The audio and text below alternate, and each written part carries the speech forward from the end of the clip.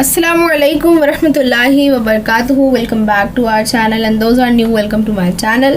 Hopefully आपका आज का मराठी का पेपर भी बहुत अच्छा गया होगा एंड उर्दू का भी अच्छा गया है. मैंने काफ़ी लोगों के कमेंट पढ़ी एंड दैट्स वेरी रिलैक्सिंग कि आपका पेपर अच्छा जा रहा है. That's very good thing.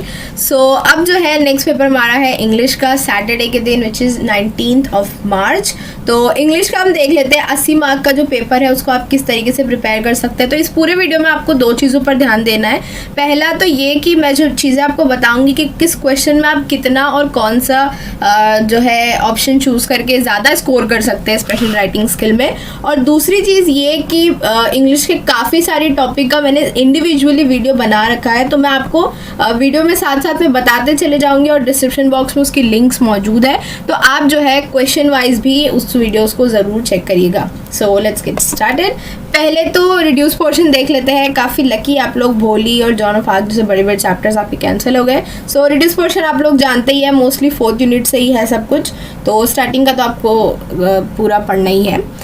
अब बात करते हैं पैटर्न को देखते हुए हम चीज़ों को डिवाइड करते हैं. और इसको किस तरीके से मैंने डिवाइड किया है कि आज का दिन यानी अभी शाम से लेकर रात तक जितने भी बजे तक आप पढ़ाई करते हैं तब तक आप जो है पहला और दूसरा क्वेश्चन जो होता है इंग्लिश के पेपर पैटर्न का which is do as directed 10 mark का और टेक्सचुअल पैसेज 20 मार्क का. तो ये 30 मार्क के क्वेश्चन जो है, ये 30 मार्क जो है आज आप पूरा दिन भर मतलब जो आधा दिन आपके पास बचा है उसमें आप लोग कवर करेंगे. अब इसमें आप लोग कैसे कवर करेंगे वो हम थोड़ा आगे देखते हैं. बाकी फिर जो है कल के दिन यानी 17 मार्च को जो है टेक्सचुअल पोएम, अप्रिसिएशन और नॉन टेक्सचुअल पैसेज जिसके साथ समरी कनेक्टेड ही होती, मतलब उसी पैसेज पर बेस्ड आपको समरी करनी होती. तो इसीलिए वो चारों चीज़ें जो है साथ में, यानी कि टोटल आपका 25 मार्क का जो है वो कल के दिन की प्रिपरेशन होगी, कल पूरा दिन.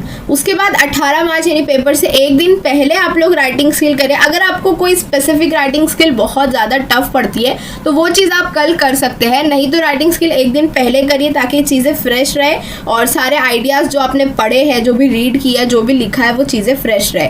बट स्टिल अगर आपको कोई एक स्पेसिफिक राइटिंग स्किल टफ पड़ती तो वो आप कल से ही स्टार्ट कर सकते हैं. सो 25 मार्क जो है 18 मार्च को यानी पेपर से एक दिन पहले जो है जितना भी राइटिंग स्किल है, जितना भी ट्रांसलेशन है और जो भी वर्ड्स और जो भी एग्जांपल्स आपके पास दी गई है वो सारी चीज़ें आप प्रिफर करें. अब हम एक एक क्वेश्चन वाइज देखते हैं. तो पहले जो डू एज डायरेक्टेड है, पहले जो 8 मार्क का ए सेक्शन होता है, उसके बाद जो 2 मार्क का बी सेक्शन है. तो इस तरीके से 10 मार्क है. इसका जो है एक स्पेसिफिक वीडियो मैंने बनाया है जिसमें आपको पूरी चीज़ें एक्सप्लेन की हुई है. प्लस जो क्वेश्चन बैंक में इसके क्वेश्चन थे वो पूरे हम सॉल्व कर चुके हैं, तो आप लोग वो ज़रूर चेक करिएगा. यहाँ पर जितने भी क्वेश्चन दिए गए हैं, इसे 6 दिए, उसमें से आपको कोई 4 करना है. ये पूरे 6 के 6 आप लोग करके आइए. बहुत ज़्यादा वक्त नहीं लगता है इसमें और ये जो है काफ़ी इजी चीज़ है, यानी कोई बहुत हार्ड चीज़ नहीं है. कंप्लीट द वर्ड है, अल्फ़ाबेटिकल ऑर्डर, पंचुएशन. उसके बाद एक बड़ा वर्ड दिया होगा, उसमें से आपको छोटे छोटे वर्ड्स बनाने हैं, रिलेटेड वर्ड लिखना है और वर्ड चेंज जो है कंप्लीट करना है. अगर आपको बहुत टफ लगता है तो आप रिलेटेड वर्ड वाला वेब जो है छोड़ सकते हैं क्योंकि उसमें थोड़ा एडजेक्टिव सोचना पड़ता है. लेकिन उनके अलावा जो है आप लोग एक्स्ट्रा में ये चीज़ अटेम्प्ट करके आइए क्योंकि इसमें इतना ज़्यादा वक्त आपको लगेगा नहीं. उसके बाद डू एज डायरेक्टेड का जो बी सेक्शन है, यहाँ पर आपको थोड़ा सा सेंटेंस फॉर्म करना पड़ता है. इसमें पहला जो है उसमें 2 ऑप्शन है. या तो आपको कोई भी फ्रेज़ दिया रहेगा जो कि आपकी किताब से ही होता है, फ्रेज़ वो जो है आपको उसको यूज़ करते हुए एक सेंटेंस बनाना है, या फिर आपको एक क्लॉज दिया रहेगा. क्लॉज यानी एक आपको सेंटेंस दिया रहेगा. जैसे एक पेपर में आया था दिस इज़ माई स्कूल और उसके आगे आपको ब्लैंक दे दिया, तो आपको उसको कंप्लीट करना है कि this is my school where I completed my primary schooling, या फिर this is my school where I use to be the topper. इस तरीके से कोई भी एक सेंटेंस जो आपको आधा दिया होगा उसको आपको कंप्लीट करना है. तो ये दोनों में से जो है जो इजी होता है वो होता है add a clause to expand the sentence meaningfully. क्योंकि फ्रेज जो है, अगर आपको फ्रेज का मीनिंग नहीं मालूम होगा तो फिर आपके लिए सेंटेंस बनाना टफ होगा. तो इसीलिए फ्रेज अगर आप अटेम्प्ट कर रहे हैं तो फिर आपको पूरी किताब में से जो है फ्रेजेस जितने भी तरीके के उसको समझ लेना है, उसकी मीनिंग को समझ लेना है, उसकी जो है एग्जाम्पल्स पढ़ लेना है. और क्लॉज जो है आप ऑन द स्पॉट एक्सपांड कर सकते हैं. उसके बाद सेकेंड जो है, सेकेंड तो बहुत ही ईजी है. सेकेंड में आपको जो है प्रीफिक्स और सुफिक्स जो है उसको लेते हुए नया वर्ड बनाना है. आपको 2 वर्ड दिए होंगे, उसमें प्रीफिक्स या सुफिक्स जो भी लग सकता है वैसा ऐड करके मीनिंगफुल वर्ड बनाना है. या फिर आपको वही 2 सेम वर्ड नीचे दिए होंगे, उनमें से जो है आपको किसी एक पर जो है अपनी मर्जी से एक सेंटेंस बनाना है। हालांकि दोनों बहुत आसान होता है, लेकिन सेंटेंस फॉर्मेशन में ना ग्रामर मिस्टेक ज़्यादा होती है, इसीलिए जो है हमेशा प्रेफरेंस होगा कि जो वर्ड्स है उसमें खाली सुफिक्स और प्रीफिक्स जो है ऐड करके, जैसे सक्सेस है तो सक्सेसफुल हो जाएगा, करेक्ट है तो इनकरेक्ट बन जाएगा, तो उस तरीके से जो है वो सुफिक्स प्रीफिक्स लगाकर वर्ड बनाना आसान होता है। सेंटेंस में थोड़ा ग्रामर मिस्टेक के चांसेस होते हैं, इसी वजह से आप जो है as a safe side word वाला क्वेश्चन अटेम्प्ट कर सकते हैं, और अगर आपको आता है तो आप दोनों अटेम्प्ट कर सकते हैं, बहुत ज़्यादा वक्त नहीं लगता है इसमें भी। उसके बाद आते हैं पैसेज पर। तो पैसेज वाला जो क्वेश्चन आंसर होता है, इसमें जो है 5 मतलब 2-2 मार्क के 5 क्वेश्चन जो है डिवाइड होते हैं, A1, A2, A3, A4 and A5। A1, A2 जो है ये आपका पैसेज में से ढूंढ के लिखने वाला क्वेश्चन होता है, इसमें आपको वेब होगा, इसमें आपको जोड़ियाँ होगी, इसमें आपको छोटे छोटे क्वेश्चन होंगे।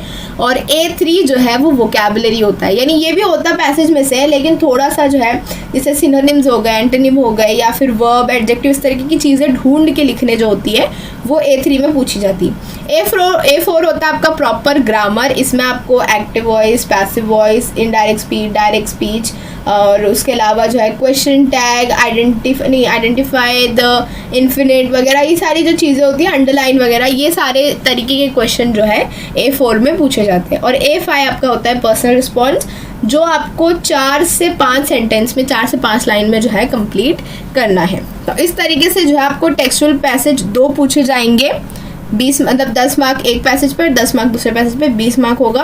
तो ये चीज़ जो आप लोग आज तैयारी करें, जो भी गाइड, क्वेश्चन बैंक और 21 आप रिफ़र करते हैं उसकी सारी एग्जाम्पल सॉल्व कर लीजिए, किताब के जो क्वेश्चन है वो सॉल्व कर लीजिए, सारे चैप्टर सबसे पहले अच्छे से रीड करिए, उसमें क्या चीज़ें बताई गई है वो चीज़ें समझ लीजिए। और एक जो है वेबसाइट है जो आपकी किताब है उन्हीं की ऑफिशियल वेबसाइट है myenglishcoursebook.com, उसकी भी लिंक मैंने डिस्क्रिप्शन बॉक्स में दी रखी है, वहाँ से आप लोग जो है क्वेश्चन आंसर्स आपके टेक्सचुअल चेक कर सकते हैं। अगर आपको कोई आंसर नहीं मिला है तो आप वहाँ से जाकर चेक कर सकते हैं। फिर बात करते हैं टेक्सचुअल पोएम की। तो ये 5 मार्क्स के लिए ही पूछी जाती है आपको, इसमें जो है 2 मार्क का आपको पर्सनल रिस्पॉन्स या फिर कोई थीम पूछ ली जाएगी पोएम की, या पोएम से रिलेटेड कोई क्वेश्चन पूछा जाएगा, कोई लाइन या इस तरीके की चीज़ क्यों कही गई पोएम में, या फिर जो है वो लाइन में क्या कहना चाह रहे थे पोएट, ये सारी चीज़ें पूछी जाती है। और उसके बाद जो 3 मार्क होते हैं वही सारे जो वेब या छोटे छोटे क्वेश्चन, वोकैबुलरी क्वेश्चन जो होते हैं, फिगर ऑफ स्पीच पूछी जाती है, राइम स्कीम पूछी जाती है, तो उस तरीके के क्वेश्चन जो है वो 3 मार्क में डिवाइड होते हैं। तो इस तरीके से जो है ये हमारा टेक्सचुअल सेक्शन था। अब बात करते हैं अप्रिसिएशन की। तो अप्रिसिएशन मैंने आपको लिखाया जो है इससे पहले दे दिया था सारी पोएम का, अगर आपने वो नहीं देखा है तो उसकी भी लिंक आपको नीचे मिल जाएगी। अब जो है अप्रिसिएशन 5 मार्क्स का हो गया है, जिसमें आपको हाफ मार्क टाइटल पे होते हैं, हाफ मार्क आपको पोएट का नाम लिखना होता है, उसके बाद 1 मार्क्स आपको राइम स्कीम बताना है, 1 मार्क्स पूरी पोएम में से कोई एक फिगर ऑफ स्पीच बतानी है, जो कि बहुत ही आसान चीज़ है। फॉर अ सेफ साइड आप लोग 2 लिख कर आइएगा, और फिर जो है आपको 2 से 4, 6 लाइन में जो है उस पोएम में जो भी बात कही गई है, जो भी उसकी थीम है, वो जो है आपको 2 मार्क्स में कवर अप करना है। तो अप्रिसिएशन बहुत आसान कर दिया है, 5 में से 4 मार्क्स, 4.5 मार्क्स आप लोग आराम से स्कोर कर सकते हैं। तो इसको जो है बिल्कुल हल्के में मत लीजिएगा, इसको सबसे पहले पक्का कर लीजिए, क्योंकि ये चीज़ जो है बहुत स्कोरिंग है। अप्रिसिएशन हो गया, इसके बाद हमारा जो है शुरू होता है राइटिंग स्किल। उससे पहले हमारा जो नॉन टेक्सचुअल पैसेज आता है उसके साथ आती है समरी। समरी का एक सेपरेट वीडियो मैंने बना रखा है, अगर आपने वो नहीं देखा है तो वो प्लीज़ देखिएगा, क्योंकि वो बहुत ज़्यादा हेल्पफुल होगा आप लोगों के लिए समरी लिखने के लिए। प्लस क्वेश्चन बैंक के जो नॉन टेक्सचुअल क्वेश्चन थे वो भी मैंने सॉल्व करा चुके हैं। सो लेटर राइटिंग पर आते हैं। लेटर राइटिंग बहुत आसान होती है। लेटर राइटिंग का आप मार्किंग स्कीम देख सकते हैं, किस तरीके से मार्क्स डिवाइड होते हैं, और इसमें जो है लेटर में आपको, लेटर का भी सेपरेट वीडियो मौजूद है। लेटर में आपको मैं हमेशा, इससे पहले भी मैं बोलती आई हूँ, मैं आइंदा भी यही चीज़ बोलूँगी कि लेटर में हमेशा फॉर्मल लेटर को जो है प्रेफरेंस दीजिए, क्योंकि फॉर्मल लेटर में लिखना आपको कम होता है। आपको सिर्फ मेन जो चीज़ें आपकी एडवर्टाइजमेंट जो भी किताब मतलब जो क्वेश्चन में दी होती है या जो भी पैम्पलेट दिया होता है उसको उसमें से आपको सिर्फ मेन चीज़ें लिख कर जो है अपने लेटर को ख़त्म करना है। इनफॉर्मल में आपको पहले जो है पूरा हाल चाल पूछना होगा, फिर आपको एक बिल्डअप करना पड़ेगा कि आप किस तरीके से उस चीज़ को अपने जिसको भी आप लिख रहे हैं उसको कैसे बता सकते हैं, फिर एंडिंग। तो वो सारी चीज़ें ना करते हुए फॉर्मल लेटर में जो है लिखना आपको कम होता है, मेन पैसेज जो लिखते हैं। तो उस वजह से जो है मेरा हमेशा सजेशन रहेगा कि फॉर्मल लेटर की तैयारी करिए, वो चीज़ आसान होती है, उसमें ग्रामर की मिस्टेक कम होने के चांसेस होते हैं। सो यहाँ पर लेटर राइटिंग में होपफुली मतलब आप अगर इनफॉर्मल में बहुत अच्छे हैं तो दैट्स वेरी गुड, लेकिन अगर आपको इंग्लिश टफ पड़ता है या आपको जो है लिखना टफ पड़ता है, आपका पेपर छूटने का चांसेस होता है, तो फिर जो चीज़ें शॉर्ट में स्कोर कर सकते हैं उस पर ही जो है अटेम्प्ट करिए। सो फॉर्मल लेटर, इसका भी वीडियो आपको नीचे मिल जाएगा। सो आप लोग एक एक क्वेश्चन वाइज जो है वीडियो अपना देखते रहिए और तैयारी करते रहिए। नेक्स्ट इज डायलॉग राइटिंग और ड्राफ्टिंग ऑफ स्पीच। यहाँ पर तो पता नहीं कौन स्टूडेंट होगा जो एक्चुअली स्पीच अटेम्प्ट करता होगा इस पेपर में, क्योंकि मैंने बहुत कम स्टूडेंट्स को, बहुत रेयरली स्टूडेंट्स को देखा है ड्राफ्टिंग और स्पीच अटेम्प्ट करते हुए। और वो बात सही भी है, क्योंकि स्पीच में आपको इतना सारा लिखना होता है और जो है आपको उसमें सारी चीज़ें प्रॉपर पैटर्न के हिसाब से, यानी आप स्पीच देते हैं तो आपको हर एक पॉइंट को एक दूसरे से कनेक्टेड रखना होता है, तो वो चीज़ें टफ है लिखना, इसीलिए जो है, और टाइम कंज्यूमिंग भी है। इसीलिए मैं हमेशा कहती हूँ और हमेशा सब ये करते भी है कि डायलॉग राइटिंग ही अटेम्प्ट करिए। डायलॉग राइटिंग आपको 3 हिस्से में डिवाइड रहती है। पहले आपको जो है 4 सेंटेंस होते हैं, उसको जो है सही तरतीब में लगाना होता है। उसके बाद जो है आपको फिल इन द ब्लैंक्स की तरह पर जो है डायलॉग दिए होते हैं, वो आपको कंप्लीट करना है। उसके बाद आपको एक थीम दी जाती है, उस पर आपको डायलॉग लिखना है। तो क्वेश्चन बैंक में आपके जो डायलॉग के 5 क्वेश्चन थे, यानी 5 सेट थे, वो मैंने सॉल्व कराए थे और उसकी भी लिंक जो है आप चेक कर सकते हैं। और मेरा इसमें सजेशन होगा कि आप लोग जो है डायलॉग राइटिंग अटेम्प्ट करें, स्पीच नहीं, डायलॉग राइटिंग अटेम्प्ट करें, क्योंकि उसमें पहले 2 मार्क्स तो आपके एकदम पक्के हो जाते हैं। फिर जो 3 मार्क का डायलॉग लिखते हैं उसमें से कम 1.5 तो आपको आसानी से मिलेंगे। और अगर आपने एकदम प्रॉपर लिखा है, एकदम सीक्वेंस के साथ लिखा है, ग्रामर सही है, तो फिर 2.5 मार्क्स तो आपको आराम से मिल ही जाएंगे इसमें।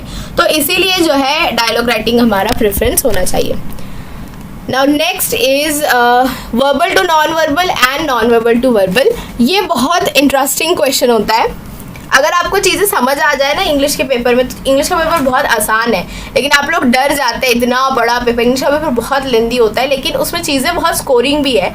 अब यहाँ पर बात करें वर्बल टू नॉन वर्बल की, तो वर्बल यानी पैसेज, इजीली अगर बताऊँ तो वर्बल यानी पैसेज, और नॉन वर्बल यानी टेबल, ग्राफ, वेब्स, इस तरीके की जो सारी पिक्चराइज चीज़ें होती है ना, वो। तो आपको 2 तरह के ऑप्शन दिए जाएंगे। एक तो आपको बड़ा सा पैसेज दिया जाएगा, उसको आपको किसी तरीके के टेबल में, बॉक्स में, या फिर किसी तरीके के वेब में जो है ट्रांसफॉर्म करना है, या फिर आपको एक बॉक्स दिया जाएगा या एक वेब दिया जाएगा, उसको आपको जो है एक बड़ा पैसेज लिखना है, यानी उस पर एक बड़ा पैसेज लिखना है। अब यहाँ पे चीज़ आसान क्या होती है ना, कि जो फर्स्ट ऑप्शन है वर्बल टू नॉन वर्बल जो हमारा है, वो आसान होती है। क्यों? क्योंकि आपको एक पैसेज दिया है और आपको जो है चीज़ें सिर्फ ढूंढ के लिखनी है। जैसे आपको एक चीज़ दी गई है टाइप्स की, तो आपको क्या करना है, एक मेन चीज़ जो है, मतलब जो मेन फैमिली है वो लिखना है ऊपर, फिर उसमें से 2 लाइन निकाल कर जो है आपको लिखना है कि इसकी ये 2 टाइप है। फिर वो 2 टाइप में से भी अगर किसी और की एक और टाइप है, तो फिर उसके नीचे से, नहीं, बॉक्स बनाना या वेब बनाना आसान है और ग्रामर की मिस्टेक उसमें कम होती है। जबकि अगर आपको एक पैसेज दिया जाए, एक जो है पूरा जदोल दिया जाए, या फिर अगर आपको किसी चीज़ की टाइप्स ही दे दी जाए, जैसे पोल्यूशन की टाइप दी गई है आपको कि पोल्यूशन की 3 टाइप होती है, एयर, वाटर एंड जो नॉर्मल पोल्यूशन है। फिर आपको जो है उसमें वाटर में जो है और नीचे पॉइंट्स करके दिए गए कि वाटर पोल्यूशन में क्या क्या होता है, इंडस्ट्रियल होता है और जो लोग करते हैं वो है। फिर एयर पोल्यूशन में इंडस्ट्रियल होता है, गाड़ियों से होता है, फिर लोगों का जो है वो है। फिर जो है नॉइज़ पोल्यूशन है, नॉइज़ पोल्यूशन में जो पार्टीज ट्रैफिक्स होती है उससे होता है, या फिर जो है लोग जो लाउड स्पीकर यूज़ करते हैं उससे होता है। यानी आपको इतनी सारी चीज़ें दी जाएगी और आपको एक पैसेज लिखना है जिसमें इन सारी चीज़ों को कवर अप करना है। यानी आपको जो है काफ़ी सारी चीज़ें लिखनी होगी। जैसे आप सीधा सीधा नहीं लिख सकते कि pollution is caused by this this this, आपको लिखना होगा कि pollution is caused by this, यानी water pollution is caused by industry. अब इंडस्ट्री में किस चीज़ से होता है वो भी आपको मेंशन करना पड़ेगा। तो इसीलिए जो है ये थोड़ा लंबा और लेंदी हो जाता है। इसीलिए जो है जो ये बॉक्स टू पैराग्राफ वाला होता है, यानी नॉन वर्बल टू वर्बल होता है, ये आप लोग मत अटेम्प्ट करिए। जो चीज़ आपके लिए आसान है और जो चीज़ आपका इतना टाइम नहीं लेगी वो अटेम्प्ट करिए, which is the first option, verbal to non verbal. अब यहाँ पर अगर आप लकी होंगे तो आपको एक बना बनाया बॉक्स भी आ सकता है। यानी आपको एक साल मुझे याद है बहुत स्टार्टिंग के टाइम पर 10th की एक पैसेज आया था पंडित जवाहरलाल नेहरू की लाइफ पर, और उनके बाद उसके फ़ौरन नीचे जो है एक बॉक्स भी दिया गया था यानी कि आपको जो है एक बॉक्स भी बना कर दिया गया, आपको सिर्फ उसको फिल करना है। मतलब उसमें उस बॉक्स में साइड हेडिंग्स थी, नेम था, उनकी बर्थ प्लेस थी, उनकी पोजीशन थी, उनकी एजुकेशन, ऐसी साइड हेडिंग दी थी और आपको बस पैसेज में से ढूंढ के उसके आगे चीज़ें फिलअप करनी है। तो उस तरीके से अगर आप लकी होंगे तो उस तरीके का क्वेश्चन भी आ सकता है, और नहीं तो आप जो है आपकी किताब या गाइड, एग्जाम्पल जो भी आप लोग रेफर करते हैं उसमें जो है एग्जाम्पल देखिए, उसमें अलग अलग तरह के बॉक्सेस है, चार्ट्स है, वेब्स है, तो वो आपको एक आइडिया आ जाएगा कि किस तरीके से बनाना है। सो फर्स्ट ऑप्शन जो हमारा है वर्बल टू नॉन वर्बल, उसके लिए अटेम्प्ट के लिए जाइए। अगर आपको आसान लगता है दूसरा वाला तो आप जा सकते हैं, लेकिन as a general student, as an average student आप लोगों को जो है, और एज ए स्मार्ट स्टूडेंट आपको वर्बल टू नॉन वर्बल के लिए ही जाना चाहिए। नेक्स्ट इज न्यूज़ राइटिंग और स्टोरी विद एन एंडिंग और बिगिनिंग। दैट्स प्रीटी इंटरेस्टिंग, क्योंकि यहाँ पर दोनों ही चीज़ों में बहुत कुछ लिखना होता है, बट यहाँ पर एक्चुअली आपकी चॉइस और आप कितना क्रिएटिव सोच सकते हैं उस पर डिपेंड है, और कितने लकी आप लोग हैं कि किस तरीके का क्वेश्चन आया है। सो दोनों ही चीज़ों में लिखना बहुत सारा नहीं, बट लिखना होता है अच्छा खासा। जैसे न्यूज़ राइटिंग की बात करें तो न्यूज़ राइटिंग में आपको पहले होता है टाइटल यानी हेडलाइन, उसके बाद आपको डेट और प्लेस लिखनी होती है, उसके बाद आपको पहली 3 लाइन में जो है एक्सप्लेन करना होता है कि क्या जो है वहाँ पर दिया गया है, यानी कि जो भी इंसिडेंट हुआ है वो कब, कहाँ, कैसे, क्यों हुआ, वो चीज़ें आपको जो है एक 3 लाइन में फर्स्ट जो है आपको एक्सप्लेन कर देनी है। उसके बाद जो है आपको पूरा इंसिडेंट एक्सप्लेन करना है कि क्या हुआ, कैसे हुआ, अभी करंटली लोगों की क्या सिचुएशन है एंड ऑल। और स्टोरी की बात करें तो स्टोरी आपको जो है टॉपिक दिया जा सकता है, स्टोरी आपको स्टार्टिंग या एंडिंग दी जाती है, या फिर स्टोरी आपको पॉइंट्स दिए जाते हैं, आपको कवर करना है। तो स्टोरी के लिए आपको थोड़ा क्रिएटिव होना पड़ेगा, क्योंकि इंग्लिश में कॉमन स्टोरीज भी पूछी जाती है जो इतने सालों से पढ़ते आ रहे हैं, बट इंग्लिश में काफ़ी कुछ न्यू भी पूछा जा सकता है। सो इसमें जो है मेरा सजेशन होगा न्यूज़ राइटिंग, क्योंकि न्यूज़ राइटिंग में लिखना कम होता है। स्टोरी में आपको 3 प्रॉपर पैसेज लिखने होंगे, यानी इंट्रोडक्शन लिखना होगा, मेन स्टोरी लिखनी होगी, उसके बाद आपको क्लाइमेक्स या कंक्लूजन जो होता है 3 से 4 लाइन का, वो भी लिखना होता है।